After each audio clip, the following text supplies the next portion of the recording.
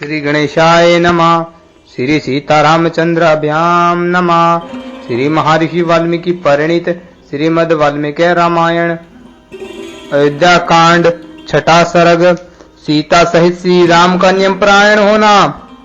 हर्ष में भरे हुए पूर्ववासियों द्वारा नगर की सजावट, राजा के प्रति कृतज्ञता प्रकट करना तथा अयोध्यापुरी में जनपदवासी मनुष्य की भीड़ का एकत्र होना। पुरोहित जी के चले जाने पर मन को संयम में रखने वाले श्री राम ने स्नान करके अपनी विशाल लोचना पत्नी के साथ श्री नारायण की उपासना आरंभ की। उन्होंने हविष्य पात्र को सिर झुकाकर नमस्कार किया और प्रज्वलित अग्नि में महान देवता शेष साई नारायण की प्रसन्नता के लिए विधि पूर्वक उस हविष्य की आहुति दी।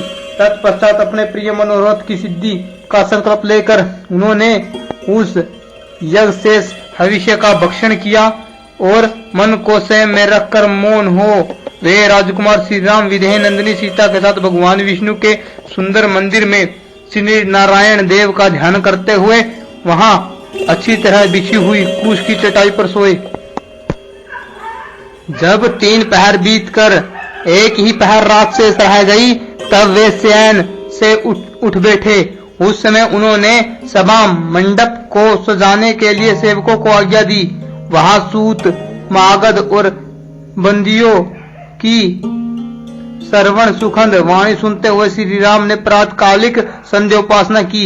फिर एकाग्रचित होकर वे जप करने लगे। तदंतर रेशमी वस्त्र धारण किए हुए श्री राम ने मस्तक झुकाकर भगवान मधुसूदन को प्रणाम किया और उनका सत्वन किया। इसके बाद ब्राह्मणों से स्वस्ति वाचन कराया।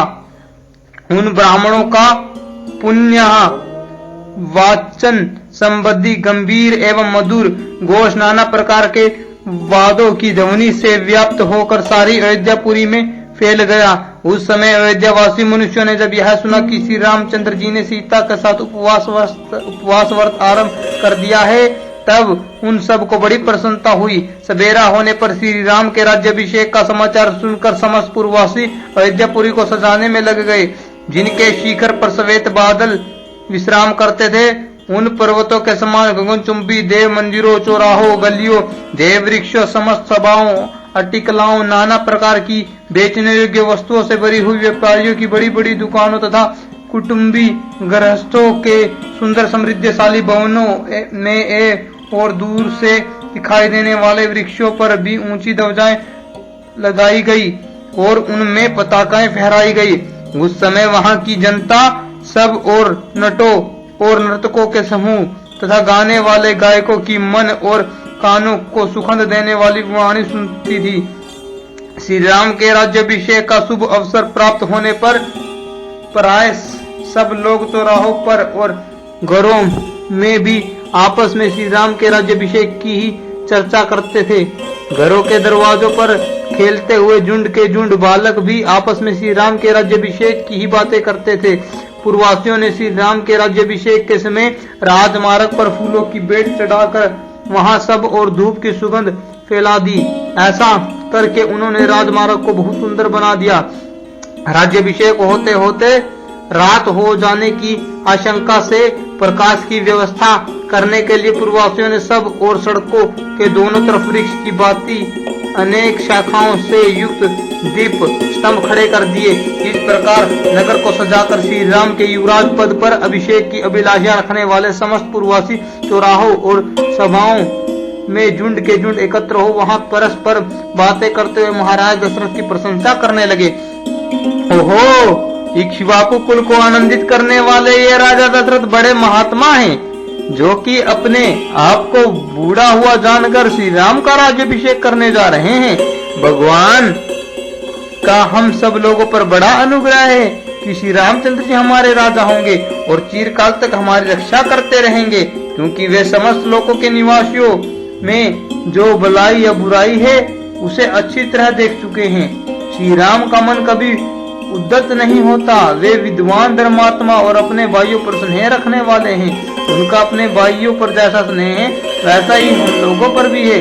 धर्मात्मा एवं निष्पाप राजा दशरथ चिरकाल तक जीवित रहे, जिनके प्रसाद से हमें श्री राम के राज्याभिषेक का दर्शन सुलभ होगा। अभिषेक का वृतांत सुनकर नाना दिशाओं से उस जनपद के लोग भी वहां पहुंचे थे। उन्होंने उपयुक्त बातें कहने वाले पूर्ववासियों की सभी बातें सुनी होंगी।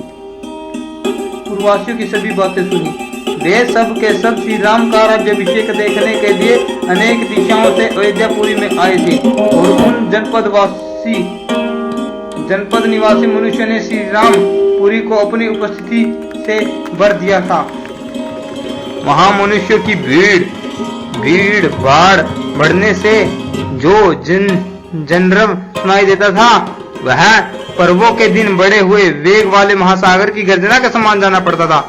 उस समय श्री राम के अभिषेक का उत्सव देखने के लिए पधारे हुए जनपदवासी मनुष्यों द्वारा सब ओर से भरा हुआ वह इंद्रपुरी के समान नगर अत्यंत कोलाहल पूर्ण होने के कारण